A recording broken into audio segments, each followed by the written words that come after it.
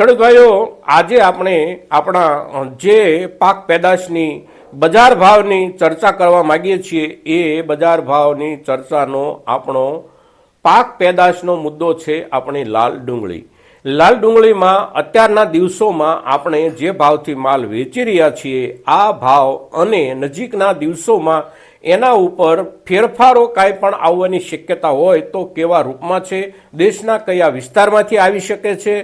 અને એ આવવાના જે કાંઈ કારણો હોય એના ઉપર જ્યારે આપણે ચર્ચા કરીએ છીએ ત્યારે આજના આ દિવસે લાલ ડુંગળીના મુદ્દાની આ ચર્ચાના આપણા વિડીયોમાં આપ સૌ દર્શક મિત્રો અવશ્ય બન્યા રહેજો.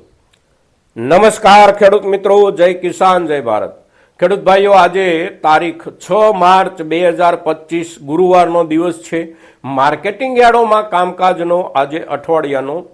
ચોથો દિવસ છે. આજના દિવસે આપણી તમામ ખેત ઉપજોના જે કાંઈ ભાવ માર્કેટિંગ યાર્ડોમાં થઈ રહ્યા છે એ ભાવોના રુઝાનથી આપ સૌ દર્શક મિત્રો આજના દિવસ સુધી પરિચિત થઈ ગયા છો. હવે આજના દિવસે આપણા ડુંગળીના ભાવને ઉપર આપણે એક સામાન્ય નજર નાખીએ તો આપણા મુખ્ય માર્કેટિંગ યાર્ડો મહુવા હોય, ગોંડલ હોય કે એ સિવાયના કોઈ નાના મોટા માર્કેટિંગ યાર્ડો હોય એમાં આપણી લાલ ડુંગળીને આપણે જોઈએ તો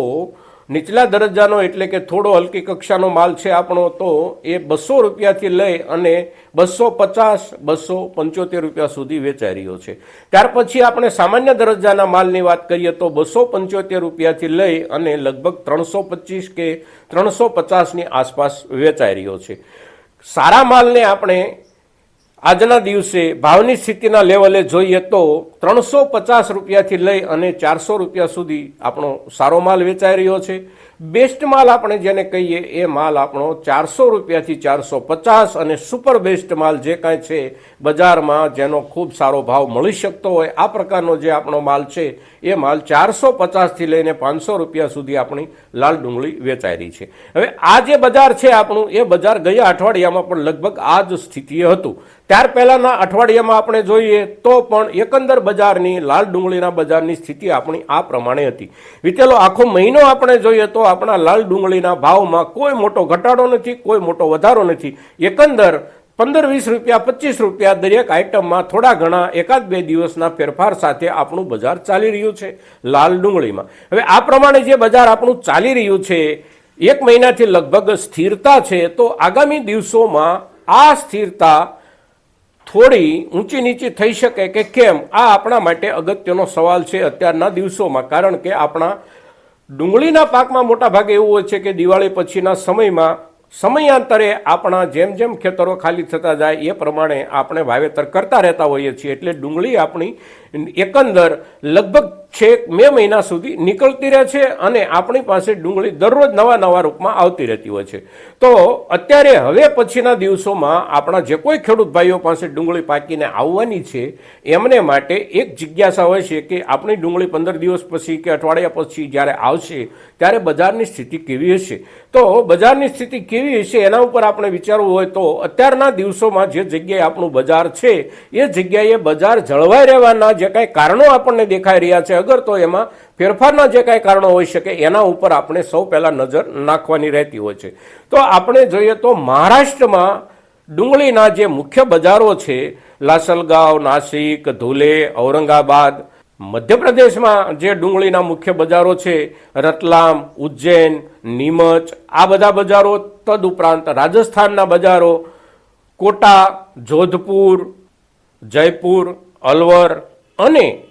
સૌથી મોટું ઉત્તર ભારતનું કેન્દ્રસ્થ માર્કેટ ડુંગળીનું જેને કહી શકીએ એ કેન્દ્રસ્થ બજાર એટલે દિલ્હીનું આઝાદપુર બજાર કે આઝાદપુરની મંડીમાં મોટા ભાગના આપણા રાજ્યોમાંથી માલ જતો હોય છે અને જ્યાંથી પૂરા ઉત્તર ભારતમાં આ માલ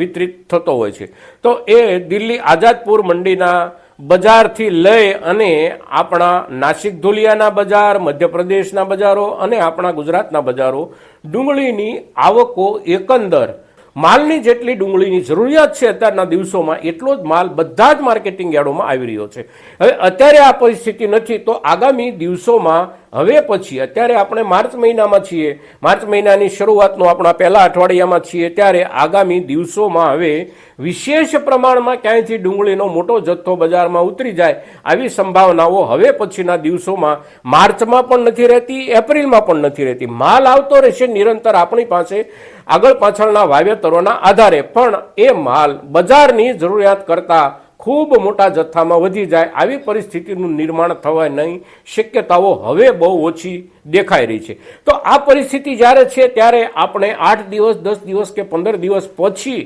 આપણો માલ નીકળવાનો હોય તો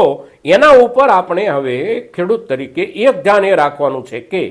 5 દિવસ 10 દિવસ કે અઠવાડિયા પછી કોઈ પણ દિવસે આપણે માલ ખેંચવાનું જ્યારે આયોજન કરીએ ત્યારે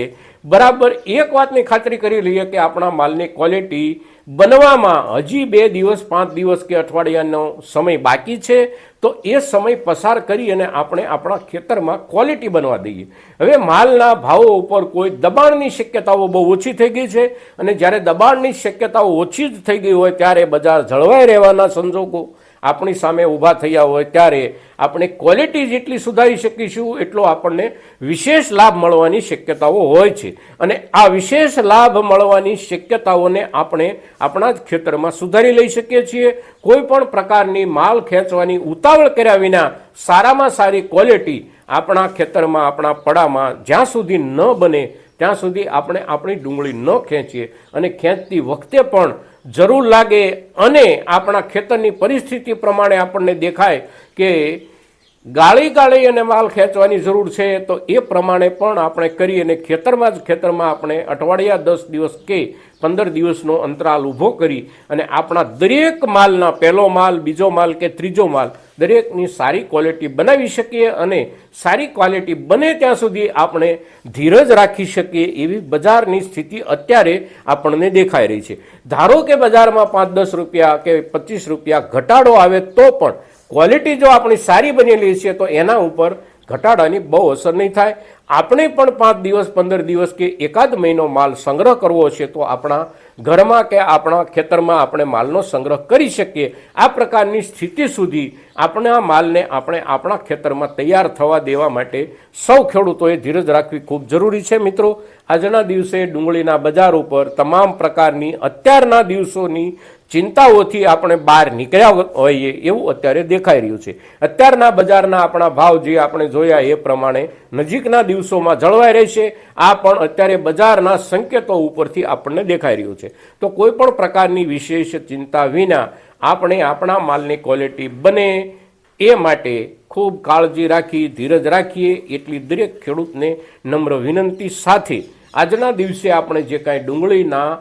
આવકો અને ભાવના મુદ્દાને લઈને સમગ્ર દેશની સ્થિતિની ચર્ચા કરીએ છીએ ત્યારે આપણી આ ચર્ચા, આપણો આ વિડીયો, આ એપિસોડ મહત્તમ ખેડૂતો સુધી પહોંચે